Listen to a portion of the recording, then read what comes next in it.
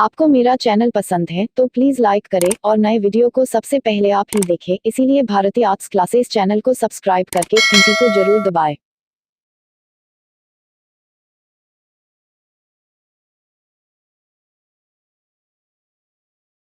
नमस्ते, आदाब, सत श्री अकाल, की हाल चाल। भारती आर्ट्स क्लासेस में मैं सूरज भारती आप सबों का बहुत बहुत बहुत आपके ही YouTube चैनल पर स्वागत करता हूं। तो चलिए आज हम आपके लिए एक बहुत ही बेहतरीन चीज लेकर के आए हैं। आज इस वीडियो में आप जानेंगे एक बहुत ही बखूबी बेहतर ढंग से कि इतिहास क्या है। नॉर्मल जो डेफिनेशन पढ़े और इसमें जो पढ़िएगा तो कुछ आपको खुद ही अंतर लगेगा। तो इतिहास के बारे में जानेंगे, उसके अलावे बहुत सारी चीजों के बारे में पढ़ेंगे। इतिहास को सीरीज से कैसे पढ़े तो किस तरह से बातें ज्यादा ध्यान में रहे, और इस चीज को हम पढ़ेंगे तो हमको लग रहा है कि ज्यादा लेक्चर फालतू समय बर्बाद करने से अच्छा है कि डायरेक्ट हम मुद्दे पर आए।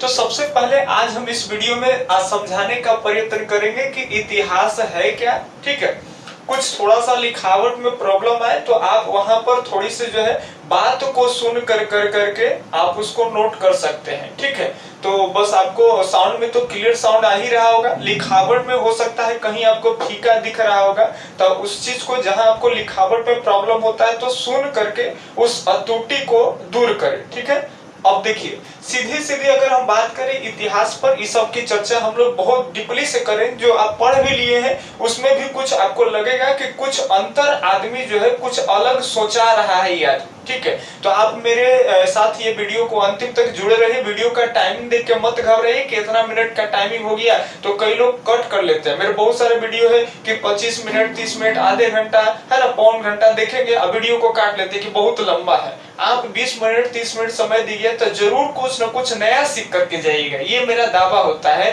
हर वीडियो। ठीक है, तो आइए सबसे पहले जानेंगे कि इतिहास क्या है। सबसे पहले एक छोटे से यूनिट से हम लोग चलेंगे। सबसे पहले बात आता है इतिहास, तो बात कर लें कि इतिहास जिसको हिस्ट्री भी बोलते हैं, तो हिस्ट्री जो शब्द है आपको याद रखना है। हिस्ट्री जो है ये हिस्टोरिया, एक वर्ड याद रखेंगे आप लोग, हिस्टोरिया ये ग्रीक वर्ड है। तो ग्रीक वर्ड हिस्टोरिया से मिलकर के हिस्ट्री बना है। एक चीज याद रखिए, छोटी सी इकाई है कि हिस्ट्री जो होता है वो हिस्टोरिया से मिलकर के बना है। ये ग्रीक शब्द है जिसका अर्थ ही होता है ज्ञान, यानी बोले तो नॉलेज। ठीक है, अब ये वर्ड का प्रयोग कौन किए थे, तो कहते हैं कि 5वीं सदी ईसा पूर्व में, ये सब छोटी छोटी बात है आप याद करते चलेंगे। 5वीं सदी ईसा पूर्व में एक विद्वान थे जिनका नाम था हेरोडोटस। याद रखना है हेरोडोटस। हेरोडोटस के बारे में अगर बात कर ले तो हेरोडोटस जो है इतिहास के जनक भी कहे जाते हैं। तो इतिहास के जनक कौन है, हेरोडोटस। ऐसे हेरोडोटस के जन्म काल के बारे में बात कर ले तो 484 याद रखेंगे, 484 बीसी में इनका जन्म और 425 425 बीसी में इनकी मृत्यु, यानी हेरोडोटस का ये जन्म हो गया और ये मृत्यु हो गए। तो याद रखेंगे 5वीं सदी ईसा पूर्व में, बीसी में ही हम लोग बात करते हैं, ईसा पूर्व में बात कर रहे हैं। तो उस समय हेरोडोटस के द्वारा एक पुस्तक लिखी गई थी, एक बुक लिखी गई थी, जिस बुक का नाम था हिस्टोरिका। याद रखेंगे क्या नाम है, हिस्टोरिका। तो बुक का नाम था हिस्टोरिका, और उसी बुक हिस्टोरिका में ही इन्होंने एक शब्द का प्रयोग किए जिसको कहते हैं हिस्टोरिया, और इन्होंने बताया कि हिस्टोरिया से ही जो है हिस्ट्री की उत्पत्ति हुई है। और ये कौन सा लैंग्वेज का है, तो ग्रीक लैंग्वेज का। यहाँ तक क्लियर है। तो हिस्ट्री शब्द जो है ये कौन से शब्द से मिलने से बना है, तो हिस्टोरिया से बना है। ठीक है, हिस्टोरिया का अर्थ क्या होता है, ज्ञान होता है। और ये हिस्टोरिया का प्रयोग कौन किए थे, तो 5वीं सदी ईसा पूर्व में हेरोडोटस के द्वारा किया गया था। और कौन से पुस्तक में किया गया था, तो हिस्टोरिका में किया गया था। यहाँ तक क्लियर है। अब एक चीज और हम आपको समझा ले कि उस समय इतिहास में जो लिखी जाती थी, तो सबसे पहले एक चीज याद रखना है आपको कि हेरोडोटस के द्वारा जो हिस्टोरिका लिखा गया था, तो उस समय इतिहास और अब के द्वारा लिखा गया जो इतिहास है उसमें बहुत अंतर है। इतिहास का मतलब जब कोई भी तथ्य को, जब किसी भी चीज को प्रमाणित नहीं किया जा सकता है किसी न किसी सोर्स के जरिए, जैसे कोई ना कोई उसका जब तक एविडेंस नहीं मिलता है तो कुछ न कुछ एविडेंस के तौर पर ही कुछ बात को रखा जाता है, और जब बात प्रमाणित होती है तो उस बात की पुष्टि हो जाती है, मान्यता मिलती है, उसके बाद हम लोग उस घटना को, उस इवेंट्स को पढ़ते हैं। ठीक है, लेकिन उस समय ये याद कर लेंगे, इनके द्वारा जो पुस्तक लिखा गया था, पुस्तक का नाम क्या है? हिस्टोरिका है। तो हिस्टोरिका में केवल भारत और फारस, याद रखेंगे, भारत और फारस, ये दोनों के बीच का जो रिलेशनशिप था इसको ज्यादातर इसमें दर्शाया गया था। हिस्टोरिका में ज्यादातर कौन से घटनाएं थे? तो भारत और फारस के बीच के रिलेशनशिप के, ठीक है, संबंध को। और इसमें एक चीज और याद रखेंगे कि इसमें एक ठोस एविडेंस के तौर पर ये इतिहास नहीं लिखे जाते थे। उस समय क्या होते थे कि हिस्टोरिका में ज्यादातर जो सुनी हुई बातें हैं, जो अपवाहित बातें होते थे, उन्हीं पर इतिहास लिखा जाते थे। जैसे अगर मान लीजिए कि कहीं आग लग गया, किसी गांव में आग लग गया, हम एक एग्जांपल दे रहे हैं, अगर गांव में आग लगता है तो देखिए कि गांव में बहुत सारे बातें आते हैं। कई लोग कहते हैं कि फलना जान के आग लगा दिया, कई लोग का ये मानना है कि नहीं, गांव में आग अपने आप लगा है। तो एक गांव में जब आग लगती है तो एक बात सामने नहीं आती, कई बात आते हैं, बहुत सारे बातें ऐसे होते हैं जो समाज में अफवाह होते हैं।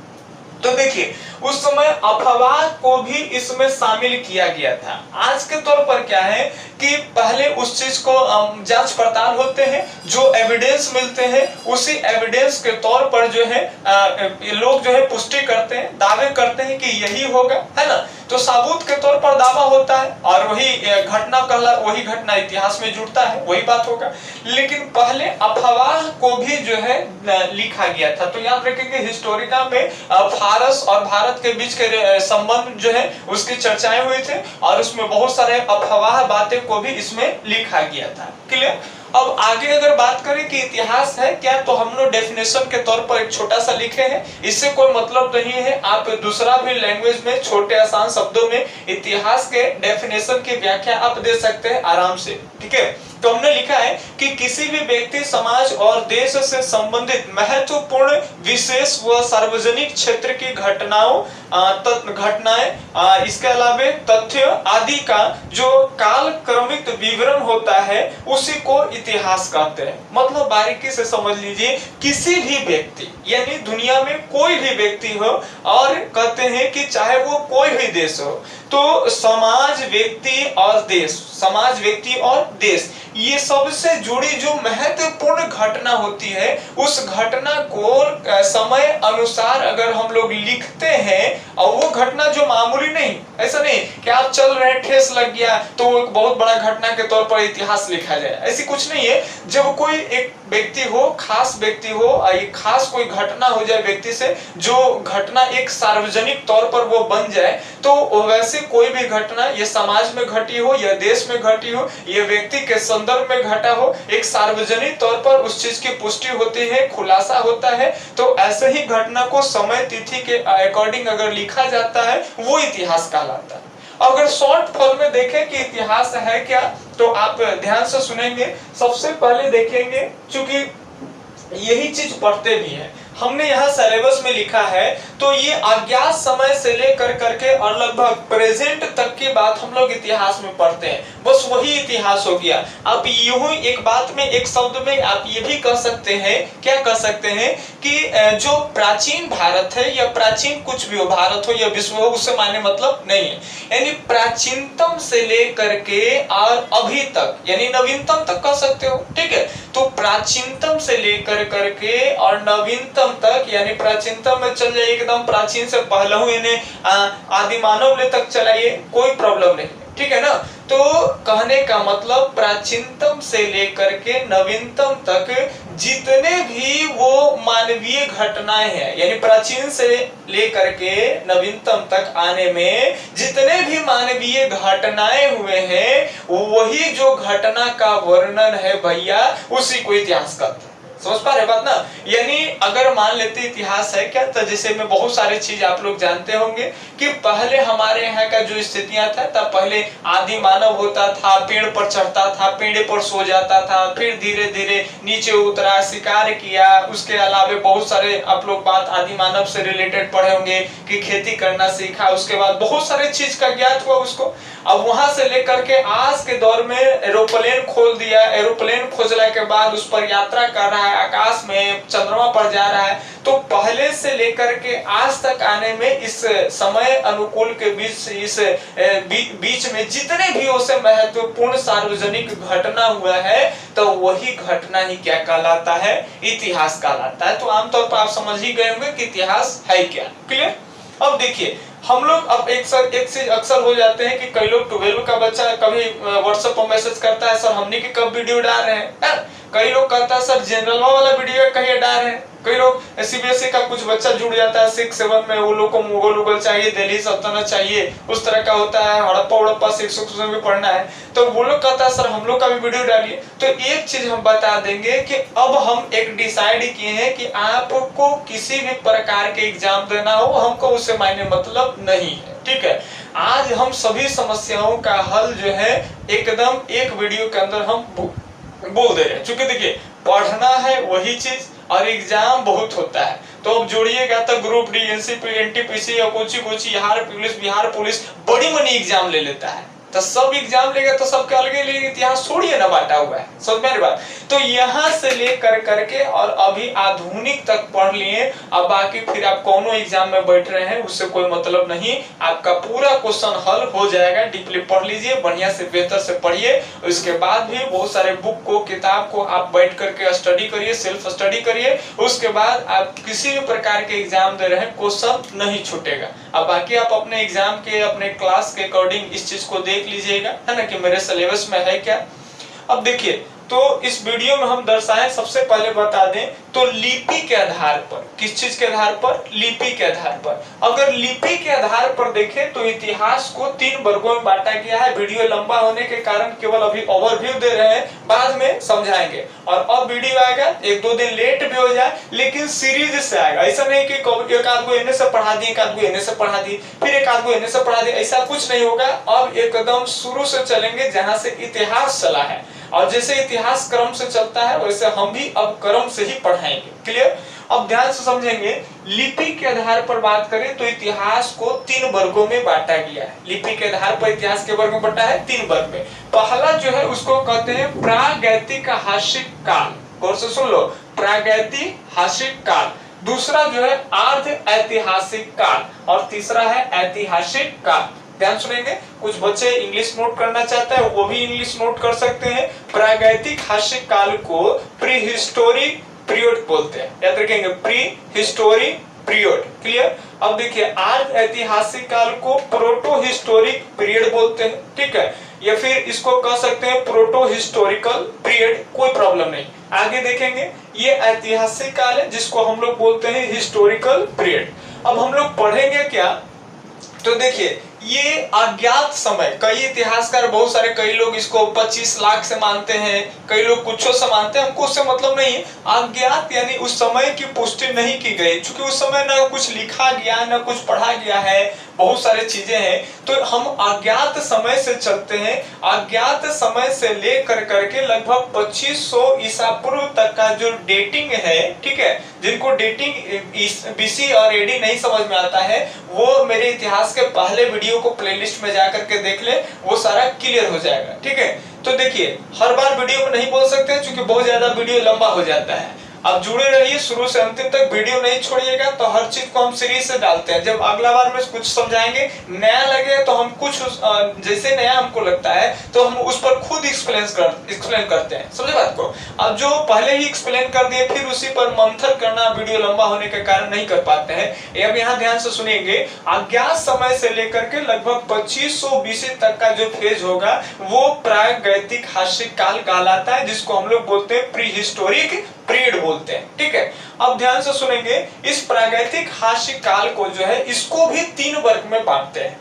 क्लियर है। अब देखिए एक वो कहलाता है, पहले वाला जो फेज स्टार्ट होगा वो कहलाएगा पूरा पाषाण काल, फिर इसके बाद जो होगा मध्य पाषाण काल, फिर उसके बाद नव पाषाण काल। ठीक है, तो ये अज्ञात समय से लेकर के 8000 ईसा पूर्व का जो बीच का समय है उसको पूरा पाषाण काल कहते हैं। और फिर 8000 ईसा पूर्व से लेकर के 4000 ईसा पूर्व के बीच का जो समय काल है उसको इतिहासकार मध्य पाषाण काल में रखते हैं। कई बुक में पढ़िएगा तो थोड़ा सा अंतर भी आपको मिलेगा। आप यहाँ पढ़ रहे हैं, करेक्ट डाटा पढ़ रहे हैं, ठीक है, आप आंख मूंद के डाटा पर बिलीव करिए। कई बुक में आपको मिलेंगे यहाँ 10,000 से भी मिल सकते हैं। ठीक है, तो एक करेक्ट समझिए लगभग कि 8000 बीसी से लेकर के और 4000 बीसी, चूंकि ये बीसी घटता है इसीलिए घटते लिखा, कंफ्यूजन है। ठीक है, तो 4000 बीसी तक को मध्य पाषाण। एक चीज और याद रखेंगे, प्रागैतिक हास्य काल में पूरा देखिए पूरा पाषाण,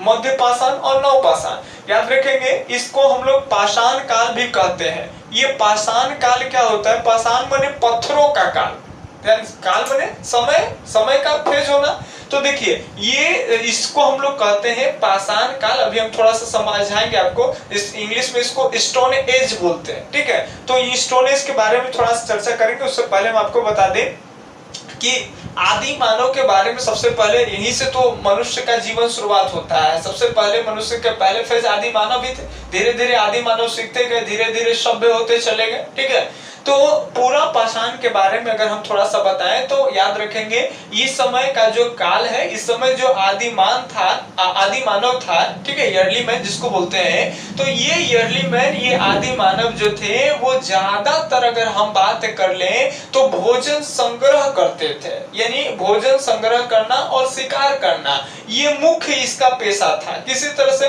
पढ़ाई लिखाई अभी इस समय कुछ नहीं चल रहा है। आदि मानव है, किसी तरह से शिकार करना है और शिकार कर करके कुछ भोजन को संग्रह करके रखे। ठीक है, उसके बाद मध्य पाषाण तक आते आते इसमें थोड़ा सा डेवलपमेंट आया कि अब आदमी शिकार तो कर ही रहा है, साथ साथ पशु भी पालना शुरू कर दिया है। ठीक है, जानवरों को पालना, जानवरों को अपना एक जरिया बनाना, सोर्स बनाना जिसकी सहायता से एक स्थान से दूसरे स्थान तक जा सकता है या पत्थरों को ला सकता है ना। तो यहाँ पर अब मध्य पाषाण तक का समय काल आते आते यहाँ आदमी क्या किया, आदि मानव क्या किए कि अब जानवरों को भी पालना शुरू कर दिए और कुछ अर्थव्यवस्था इनकी अब पशुओं पर भी डिपेंड रहना पड़ गया। आजीविका जो थी ये पशुओं पर शुरू हो गई। जैसे जानवरों को पालते थे तो वो बोझा ओझा ढोने में, यानी कह सकते हैं भारी सामानों को एक जगह से दूसरे जाने में ले जाने में मदद भी करता था और साथ ही साथ उस पर डिपेंड, जैसे अगर पशु पाले, गाय पालता था तो उससे भी कुछ इसको मिल जाते थे, तो इससे इनका जीवन चले। तो अब शिकारी थोड़ा सा कम रहा है, पशुपालन बढ़ रहा है। और नव पाषाण आते आते कहते हैं कि आदि मानव खेती करना सीख जाता है। समझ पा रहे बात ना? तो एक चीज इतिहास को जोड़िए, इतिहास भी अपना कर्म से चलता है, आप भी अपने कर्म से ही चलिए, बीच में मत भटक जाइए। समझ पा रहे बात? ऐसे एक पढ़िए कि इनने से वो हड़प्पा पढ़ लिए, इनने से फिर एक वो पढ़ लिए, कभी मौर्य पढ़ लिए, तो उतने ज्यादा उसे पढ़िएगा उतने ज्यादा कंफ्यूजन होगा। शुरू से लगा रहिएगा तो खूब बढ़िया, थोड़ा सा समय लगेगा आपका, लेकिन आप इतिहास को बाखूबी ढंग से समझ पाइएगा। इतिहास क्यों पढ़ता है आदमी? इतिहास का उद्देश्य क्या है कि जो शुरू से आदि मानव से लेकर के आज तक क्या घटना आदमी के साथ हुआ है, अब उस चीज को आप जानिए और फिर अपने जीवन में जब वैसी परिस्थितियां आए तो उससे कैसे निकला जाए, फिर आप भी वही इतिहास ना दोहरा दें। इसीलिए इतिहास पढ़ना बड़ा जरूरी है। समझ पा रहे बात? तो पीछे कौन कौन सी घटनाएं घटी है, किस तरह का समाज हुआ करता था, किस तरह के राजनीतिक स्थितियां होते थे, इन सभी चीजों के बारे में आप जानिए, ताकि फिर से हम जब जानेंगे तो उस तरह का आपके पास मेरे साथ जब सिचुएशन आएगा तो उस सिचुएशन से लड़ने का, निकलने का हल ढूंढ लेंगे। समझ पा रहे बात ना? तो आइए हम देखते हैं। तो देखिए यहाँ आदमी क्या किया, शिकार करना शुरू किया, उसके बाद भोजन संग्रह किया, इसके बाद मध्य पाषाण आते आते पशु पालना शुरू हो गया। अब पशु के साथ साथ नव पाषाण 2500 ईसा पूर्व आते आते लगभग जो है आदि मानव वो कृषि कार्य करना शुरू कर दिया। अब बताइए कि खेती कर रहा है आदि मानव, तो घूम घूम के काम करेगा तो प्रॉब्लम ना आ जाएगा भैया। खेती का तो समय का चीज है, जब हम एक बार खेत में बो दिए तो 3 महीना 4 महीने उसको समय देंगे तब तो। ऐसा थोड़ी नहीं कि आज इन्हें पहिरोपना कर देली, आज चल गए एकदम जंगल जंगल दूसरा जंगल अली तो धान उन कट के झर उड़ के एकदम कहानी खत्म हो मोरी बाद में देके चली ली, है ना। तो यहाँ क्या है, कृषि में समय लगता है। तो आदि मानव 3 महीना 4 महीना के लिए कहीं सेटलमेंट लेंगे तो झुग्गी झोपड़ी डालना क्या कर देंगे, शुरू कर देंगे, ठीक है ना। तो जब शुरू करेंगे तो धीरे धीरे बताइए कि पहले कबीलाई जीवन जीते आदि मानव, है ना, इधर उधर खाना बदोश, अब कम से कम कुछ अस्थायी जीवन जी रहे। हम ये नहीं करें कि परमानेंट सेटलमेंट है, लेकिन खेती बाड़ी में जो आदि मानव अब लग गए हैं कृषि कार्य में, अब उनको एक जगह थोड़ी अस्थायी रूप से रहना पड़ पा रहा है। समझ सकते हैं इसको। अब देखिए इस समय पाषाण काल थे। अब कहिएगा कि सर आप कैसे ये सब, या इतिहासकार कैसे पूरा पाषाण, मध्य पाषाण, नौ पाषाण में बांटा है। तो जहां मनुष्य के कुछ परिवर्तन हुआ, जहां मनुष्य के रहन सहन में थोड़ा सा अंतर हुआ, बदलाव हुआ, तो इतिहास का फेस बदल जाता है। समझ पा रहे बात। यहाँ पूरा पाषाण काल में क्या है, इतिहासकार इसको अलग क्यों करता है यहाँ से यहाँ तक, तो कुछ ऐसे चीज चूंकि इस समय कुछ लिखी हुई नहीं है। एक बार फिर से हम बता दें कि प्रागैतिक हास्य काल जो होता है वो इतिहास का, ये इसमें जितने भी सोर्स हम लोग जितने भी चीजें पढ़ते हैं, इस समय आदि मानव ना तो लिखना जानता था ना ही पढ़ना जानता था, तो कोई चीज तो लिखी तो होगा नहीं। तो उस समय के कुछ पत्थर मिले हैं, कुछ औजार मिले हैं, जिससे पता लगाया जाता है कि ये आदि ऐतिहासिक काल के पहले का ये सारा चीज है। समझ पा रहे बात ना। तो इतिहासकार इसमें हम लोग जानेंगे कि प्रागैतिक हास्य काल में आदि मानव ना तो लिखना जानता था ना ही पढ़ना जानता था। तो इस समय कोई भी ऐसी चीज नहीं है कि जिस समय कुछ लिखे गए हैं या फिर उस समय के कुछ पढ़े गए हैं, ठीक है। अगर आर्ध ऐतिहासिक काल की बात कर लें तो इस समय कहते हैं कि कुछ लोग जो थे लिपि उपी का निर्माण हुआ था, लिपि लिखना शुरू कर दिए थे, लेकिन ज्यादातर जैसे आप हड़प्पा में सिंधु घाटी की लिपि पढ़े होंगे, ठीक है। तो वो हड़प्पाई जो लिपियां होती थी वो थोड़ा चित्रात्मक भाव से चित्र पा दिया था, चित्र से आदमी समझता था उसके भाव से कि ये चित्र क्या बयां कर रहा है, ठीक है। तो इस समय भी कुछ बातें लिखी गई है लेकिन स्पष्ट रूप से अभी तक नहीं पढ़ा गया है। इसीलिए इतिहासकार ऐसे मुद्दों को, ऐसे जितने भी घटनाएं, इससे जुड़ी जितने भी चीजें मिले हैं सिविलाइजेशन वगैरह, उन सारे चीज को आधे ऐतिहासिक काल में रखते हैं, ठीक है। और ऐतिहासिक काल में इतिहासकार किनको रखते हैं कि वैसे चीजों के, वैसे तथ्यों को कि उस समय तो लिखा भी गया है और उस लिखे हुई चीजों को इतिहासकार पढ़ करके पुष्टि भी कर पाए। समझ पा रहे बात ना। तो याद रखना है कि लिपि के आधार पर इतिहास 3 फेज में, इस प्रागैतिक हास्य काल इतिहास का पहला फेज होता है और इसमें ना तो लिखा गया कुछ, ठीक है, और ना ही कुछ पढ़ा गया है। इसमें क्या है कि लिखा गया है लेकिन पढ़ा नहीं गया है, ठीक है, अधूरा है। अब ये अधूरा है तो क्या, तो अनुमान लगा कर करके। इसके अलावे ऐतिहासिक काल है, ऐतिहासिक काल में बातें लिखी भी गई है और उस बातों को पढ़ा भी गया है। यहाँ तक क्लियर है। चलिए तो देखिए ये पत्थरों का युग है, पाषाण काल, क्लियर, स्टोन एज जिसको बोलते हैं। तो इसमें क्या होता था, इतिहासकार कैसे कहा कि पूरा पाषाण, मध्य पाषाण, जैसे मान लेते हैं कि पत्थर है तो एक नुकीला पत्थर ले लीजिए, एक मोटा पत्थर ले लीजिए, एक बड़ा सा खाली पत्थर ले लीजिए, और मनुष्य को तो ज्ञान धीरे धीरे ना होगा भैया। अब यहाँ क्या होता है कि पहले आदि मानव बड़का गोर एकदम पहाड़ पर बड़का पत्थर लेके खड़ा है। हम एक एग्जांपल दे रहे, आदि मानव क्या है, बड़का पहाड़ पर खड़ल है और शिकार के लिए एकदम निगाह एकदम गड़ौले है कि कहाँ जानवर नीचे से जाए कि ऊपर से पट्ठालवा बड़का लोंगड़ा देंगे और वो चता के मर जाएगा और फिर ओकर मांस संस्कार का शिकार उकार कर ले। समझ पा रहे बात ना। तो भोजन चलाने के लिए आदि मानव के पहले थोड़ी ना ज्ञान होगा कि औजार बना लेगा, तब पहले पत्थर फेंक के मारता था, लग गया शिकार निशाना एकदम तो शिकार हो गया, और न तो भूखे बेचारा पेट को नहीं सूते, है ना। तो पहले उस तरह का हुआ, बड़ा पत्थर मिला, पुराना मिला, तो लोगों को लगा, इतिहासकार को, कि ये इतिहास का पहला घड़ी हो। फिर धीरे धीरे क्या है कि उसमें लोग को लगा कि इसे ऊपर से ढेर देर तक इंतजार करते हैं कि कांध को पार हो गए और नीचे पत्थर वाला लोहड़ा देंगे, चता के मर जाएगा। अब पता चलता है कि चताए में अब जानवर वो तेज हो गया है, ऊपर देख के इन्हें लौटता है और वो भाग जाता है, सड़क लेता है। तब पत्थर बेकार हो जाता है। तो ये कहा कि ऐसा कुछ करते हैं कि मारेंगे फेंक के एकदम धंस जाएगा अंदर ले। तो ये बना दिया भाला, याद रखेंगे, कुछ बना दिया भाला कि मारेंगे फेंक के एकदम चुभ जाएगा। तो पहले वाला फिर एक बाद पत्थर के बाद जो भाला मिला वो थोड़ा मोटा नियन मिला, आगे से नुकीला नहीं है, मोटा नियन है। मारता था कस के फेंक के, तब पूरा तेजी फोर्स से एकदम लगाया तो हेला आना तो लोहड़ा के फिर जिंदा होके अच्छा पटा के भागे लगा, तो शिकार बच जाता था, है ना, कम शिकार। धीरे धीरे मनुष्य को ज्ञान हुआ कि अगर आगे वाला एकदम पिजा के एकदम रगड़ के पत्थरों में आप पतरा कर देंगे तब मारेंगे तो चौवा में छेद हो जाएगा, तो वो तो एकदम लोहड़ा के गिर जाएगा एकदम पेट कुनिए। तो फिर क्या हुआ कि इस सब पत्थर को एकदम आगे से और नुकीला बना दिया।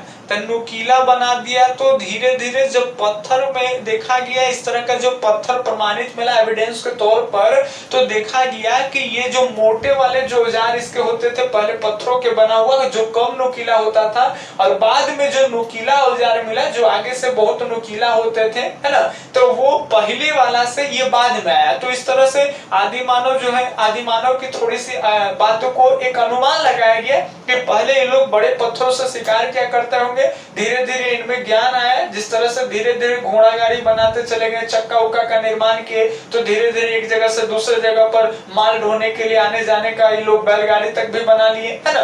तो उस तरह से आप समझ पा सकते हो कि ये पत्थर का युग था। इस समय आदि मानव का मेन जो जरिया था, चाहे औजार बनाना से शिकार बनाना, सारा चीज पत्थर का खेल है। आदि मानव का मेन जो जरिया है, मेन बेस है, वो सब चीज जो था मेन सोर्स कहिए या सब कुछ कहिए पत्थर है। तो इसीलिए इसको पत्थरों का युग यानी स्टोन एज कहते हैं, ठीक है ना, यानी पाषाण काल कहते हैं। क्लियर। तो देखिए नव पाषाण आते आते पाषाण का लास्ट फेज है नव पाषाण, तो यहाँ तक आते आते मनुष्य एकदम खेती करना सीख गया। तो जाहिर सी बात है कि जब खेती करना सीख जाएगा तो मनुष्य को एक जगह स्थायी जीवन रहना पड़ेगा।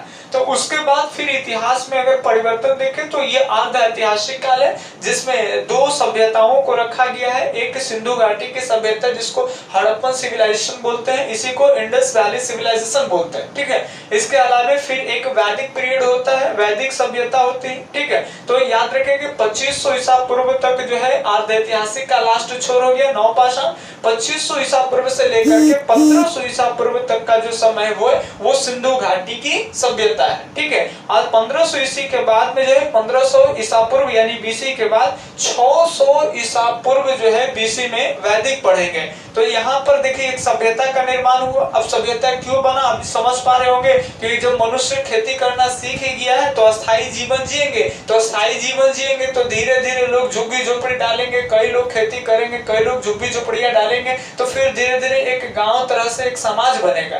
तो पहले सिविलाइजेशन पढ़ेंगे, बाद में हम लोग बताएंगे किस तरह से आखिर ये नगरी ही सभ्यता क्यों बना, ग्रामीण सभ्यता क्यों नहीं बना आदि मानव। ये सब की चर्चा हम लोग पढ़ाएंगे जब हम लोग हड़प्पन तो बताएंगे। तो ये यहाँ से हम सीरीज से आपका स्टार्ट कर देंगे, क्योंकि यहाँ से आपके लगभग एग्जाम में क्वेश्चन को टच किए जाते हैं, ठीक है। तो यहाँ से हम लोग वीडियो को डालना शुरू कर देंगे आपको और एकदम सीरीज से पढ़ाएंगे, एकदम एक चुक खत्म करेंगे। उसके बाद आपको टेस्ट का क्वेश्चन जो है कुछ कुछ एग्जाम का देंगे अलग अलग बना कर करके, चूंकि पढ़ना वही है, थोड़ा सा हर बोर्ड में किस तरह का क्वेश्चन आता है वो थोड़ा सा अंतर होता है। जैसे 12 क्लास हो तो थोड़ा अंतर हो जाता है। अगर वही चीज हड़प्पा से अगर एनटीपीसी से पूछेंगे तो क्वेश्चन का थोड़ा पूछने का तरीका बदल जाता है ना। वही चीज अगर बीपीएससी में पूछे तो उसका तरीका बदल जाता है। तो वो हम आपको हर अथी का एक टेस्ट बना देंगे कि ये 12 लेवल तक का है और ये जो है जनरल लेवल का है, उस तरह का कैटेगरी बांट कर करके जब पहले पढ़ाने के बाद पूरा चीज कर देंगे। तो एक चीज याद रखेंगे, आमतौर पर आप मोटा मोटी याद करते चले हमारे पास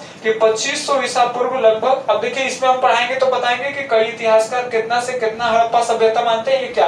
अभी एक लगभग डेट आप मेरे साथ याद करते चलिए कि 2500 ईसा पूर्व से लेकर के 1500 ईसा पूर्व तक का समय हड़प्पा का समय है। और 1500 के बाद हमारे यहाँ वैदिक सभ्यता यानी ग्रामीण सभ्यता शुरू हो जाते हैं 1500 ईसा पूर्व से लेकर के 600 ईसा पूर्व। और यही दो सभ्यता को अर्ध ऐतिहासिक काल में रखा गया है। यानी आप यहाँ से पता चल रहे हैं कि चाहे हड़प्पा पढ़ते हैं चाहे वैदिक सभ्यता पढ़ते हैं, ये दोनों में ऐसे बहुत सारे चीज है जो लिखा गया है, लेकिन अभी तक जो है पूर्णतः स्पष्टीकरण नहीं हो पाया। ठीक है, इसके आगे अगर इतिहास के बारे में आगे पढ़ते हैं तो ये आपका फिर शुरू होता है ऐतिहासिक का, जिस समय कुछ बातें लिखे भी गए हैं और उस बातों को पढ़ पाए भी हैं। अब इसको भी 3 वर्गों में बांटते हैं भारत में, याद रखेंगे, प्राचीन भारत का इतिहास, मध्यकालीन भारत का इतिहास और आधुनिक भारत का इतिहास। ठीक है, तो ये हम लोग प्राचीन भारत में हम यहाँ से शुरू आपको करेंगे।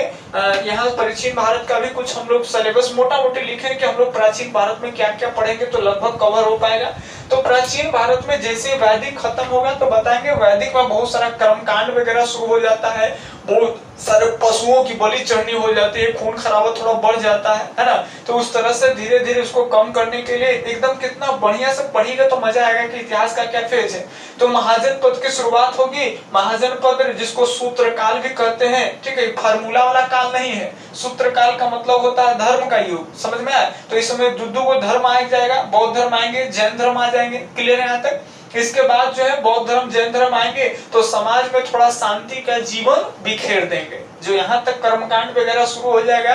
वैदिक में भी आपको 2 वर्ग में बांटे गए हैं, जैसे एक ऋग वैदिक काल और एक उत्तर वैदिक काल। तो ऋग वैदिक काल तक लगभग ठीक रहेगा ये, और उत्तर वैदिक काल के जब पढ़िएगा इतिहास तो पता चलेगा कि ये सब गड़बड़ैले है ना। खूब एकदम ब्राह्मण और पुरोहित के यहाँ अलग अलग वैरायटी पढ़िएगा कि ई ब्राह्मण लोग करेंगे ई करवावा, इससे हो जाएगा उससे हो जाएगा। समाज का पैटर्न अपने मनमानी सब कैले वर्चस्व चला रहे हैं कुछ लोग।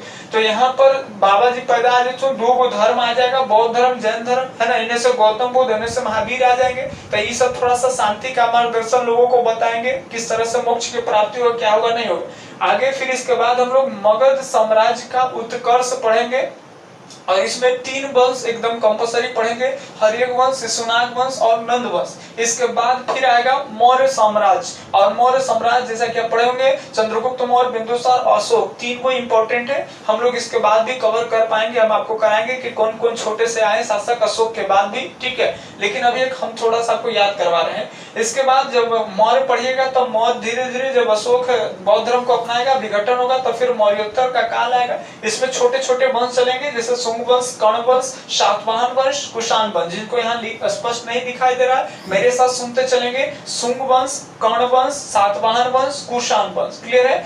जब ये मौर्योत्तर काल का फेज खत्म होगा तो फिर आ जाएगा गुप्त साम्राज्य, ठीक है। गुप्त साम्राज्य में इन शासकों के बारे में पढ़ेंगे, जैसे श्रीगुप्त हो जाएंगे, घटोत्कच हो गए, चंद्रगुप्त प्रथम है, और उसके बाद समुद्रगुप्त है, चंद्रगुप्त द्वितीय है, कुमारगुप्त है, और इसके बाद कुमारगुप्त के बाद स्कंदगुप्त। स्कंदगुप्त के भी बहुत सारे पढ़ेंगे, पूर्वगुप्त वगैरह बहुत सारे आएंगे, वो भी हम इसको जब पढ़ाएंगे इतिहास के क्रम से तो पढ़ाएंगे, ठीक है। इसके बाद भी फिर हर्षवर्धन का काल आ जाएंगे। हर्षवर्धन में मेन हर्षवर्धन के बारे में पढ़ेंगे। इसके अलावे भी हमने यहाँ लिखा है पुष्यभूति वंश के बारे में भी हम लोग पढ़ेंगे। तो ये प्राचीन भारत। इसके बाद जब प्राचीन भारत तक का मेरा जो पढ़ाने का धीरे धीरे तरीका जब खत्म हो जाएगा, ठीक है, यहाँ तक संतुष्ट रहेंगे, तो फिर हम लोग मेडिवल हिस्ट्री को भी स्टार्ट करेंगे। मेडिवल हिस्ट्री में जितने भी चीजें आएंगे, है ना, वो सारी चीजों को हम लोग कवर कर पाएंगे। यहाँ हमने नहीं लिखा है, लेकिन आप याद कर सकते हैं कि मध्यकालीन भारत का जो फेज चलेगा 712 के बाद चलेगा। तो 712 एडी आ जाएगा। 712 एडी से लेकर के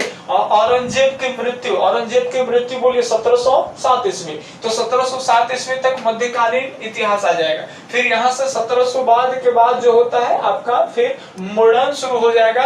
और मान करके चलिए आप कि वर्तमान तक मॉडर्न माना जाता है, ठीक है। लेकिन फिर इसमें बताएंगे कि कौन विद्वान 1947 तक मानते हैं, कौन विद्वान 1967 तक मानते हैं आधुनिक भारत, वो सारे चीज के जिक्र हम लोग करेंगे। तो ये एक मोटा मोटी हम आपको सिलेबस बता दिए कि हम अब क्रम से पढ़ाएंगे ताकि आपको भी ठीक ठाक लगे, थोड़ा सा इतिहास की जानकारी हो, है ना, ताकि आप भविष्य में पढ़ना एग्जाम देना तो अलग बात है, लेकिन जानकारी हो तो थोड़ा सा आप भी उस तरह की गलतियां, अब देखिए कहने के लिए बहुत है। अब धीरे धीरे अगले वीडियो में हम लोग बात करेंगे, बातें तो बहुत सारी है। चलिए तो धन्यवाद, अल्लाह हाफिज।